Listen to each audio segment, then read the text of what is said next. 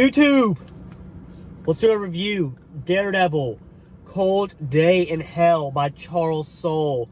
Art by Steve, don't want to botch it, McNiven. Somebody correct me in the comments, whatever. But Daredevil, Cold Day in Hell, absolutely loved this. Very short, easy read. If you all are new to my channel or you haven't heard me, you haven't seen a lot of my videos, I'm a huge Daredevil fan. Probably like him and Batman, probably my top two. But I love Daredevil, and I really enjoyed Charles Soule's run specifically. I feel like that run doesn't get enough credit. There's a lot of goated Daredevil runs out there, so a lot of the runs do get overshadowed by some of the other runs. And I think Charles Soule's is definitely one of those. So if you haven't read the Charles Soule's run, the original Daredevil Charles Soule's run, highly recommend it. It comes in kind of the compact, I guess, format, or the smaller comic format. There's 3 of them. You can get them at like Books A Million, Barnes and Nobles. They're pretty well printed and whatnot. So definitely check that out. Charles Soule, he was the one that implemented like Blind Spot, Muse. He had a lot of pairings with Spider-Man, which is pretty common for Daredevil, but a lot of cool stuff. But anyways, yeah, he wrote this, Daredevil Cold Day in Hell. Now, I think when this originally came out, yeah, it was 3 issues, and now it's just collected in this. So for a 3-issue series, really short, easy read, fun read, exciting twist. Again, this will have spoilers, so if you are thinking about reading it or it's on your list, maybe don't watch the full video, pause, go check it out, come back. But essentially the breakdown of this story is, it seems like New York has hit the fan. It almost kind of gives me like a post-apocalyptic vibes. They don't really say that, but everyone seems to be like homeless and broke, and everyone's like trying to survive. It's trying to make it. It seems like there's been war going on. A lot of like big parts of New York are like broken, destroyed. Things don't look good. This, that, and the other. And essentially, we're dealing with an old Matt Murdock in this story. Essentially, Matt is old. He's kind of lost his powers a little bit as well. And he is, essentially kind of realizing like, damn, there's still some pretty heavy stuff going on in the world. And long story short, to not talk y'all's ears off to death, while Matt's thinking about trying to save, you have the complete opposite side where Bullseye is making plans, right, to destroy a lot of stuff and take over. And now Matt, for a short period of time, gets his powers back, and he makes a plan to try to stop Bullseye for essentially one last time. And we get Elektra in this issue. We get some throwback moments, kind of some I guess like some flashbacks of the past of some other famous fights Daredevil's had. But overall, very good story, and the art, y'all, is just really, really, really, really cool in this. I mean, it's very, I don't really know how to explain it. It's just very, it's just very cool art. I mean, I don't like, it's really, really cool. I like the style a lot. It's very, I don't know how to explain it. Like, it seems like there was some kind of like, I don't know if it's like watercolors or like what they actually did. Here's a close-up of Bullseye's face, but it almost looks like it was maybe painted or like colored some way, and like not like digitized at first. Like sometimes you can tell, but I want you to just kind of get a good glimpse of that. And this is also pretty dark too. Like, I feel like, I mean, don't get me wrong, like I feel like comics have kind of grown in a sense where like Marvel's no longer like putting people on tight leashes in terms of like what they can draw and not draw. That used to be a pretty big thing. Like, no swords going through people, no blood.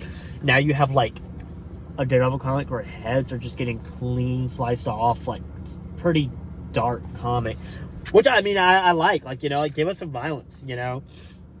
Cool shot of Elektra coming out of nowhere. which is funny because she actually looks kind of young, whereas like Matt's like 80 and she looks like still kind of the same age. I thought that was a little funny. Like, did she not age at all? But cool action shot there. I just want y'all to get a good glimpse of kind of like what the art and the issue itself looks like. But we get a really beat up Punisher too. Like, essentially Punisher has been captured and tortured by Bullseye, which was pretty freaking dark.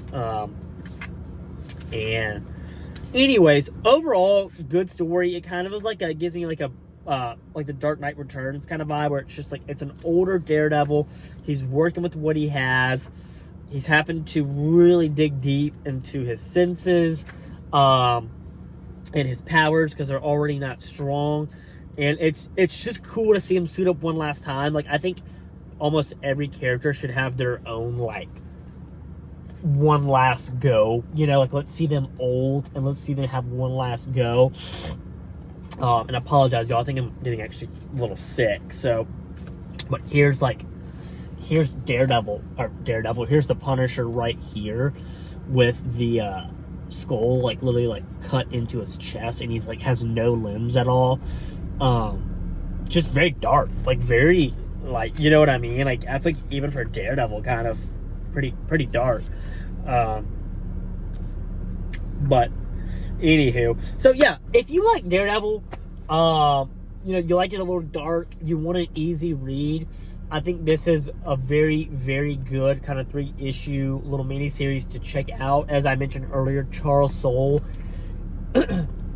is really good at, I think, storytelling and the flow of the story, as well with Steve's art, which I think was a big hit for me in this. I always love finding out new artists and looking at their style, and his art definitely caught my eye. Every page was just really cool. Like, I stayed on every page for a while, and at the very back, I thought this was really unique. I know they do this sometimes, but I feel like not this deep. But it was very, like, it shows the script, and then it shows, like, what he's saying to draw. And I thought that was a really cool kind of behind the scenes look at, like, how a comic's made. Like, you know, like, this was literally their process. Like, this was what he wrote to Steve. That's what Charles Soule wrote to Steve to draw. And we get quite a bit of it. As you can see, like, I'm, you know, still about 8 to 10 pages of what it looked like when he was drawing. So I thought that was really, really, really cool. And then, of course, we get the extra covers. And I think Daniel Warren Johnson did a cover as well. Yeah, that one right there. I'm a big Daniel Warren Johnson fan, for those that don't know. So I thought that was cool to see him do that. I'd never seen that before the back of this. I didn't even know that he did a cover. And Gabriella Dell'Otto, I thought that's a cool cover as well. But and then Frank Miller art right there. I actually like Frank Miller's cover on that. But yeah, overall, really cool. It is $22, so, you know, for 3 issues, $22, it's hard to cover. It might be a little pricey. People might steer away because of the price point, but I think if you're a Daredevil fan, it's great to have in the collection, and it is a cool looking cover with the white, and then, like, him, kind of the older look with his, like, sewed up outfit in the background. So I think it's nice to have in a collection if you're a collector, and overall it's just a good story. But yeah, I would highly recommend, for all the Daredevil fans out there, check out Daredevil Cold Day in Hell by Charles Soule. Let me know what you think. Let me know what you like about it, dislike about it. You know, would you recommend it to other people? Would you not? You know, I know Daredevil is a very highly praised kind of character right now with the show and Stephanie Phillips' run, so I had to get it. But let me know what you guys think. Peace!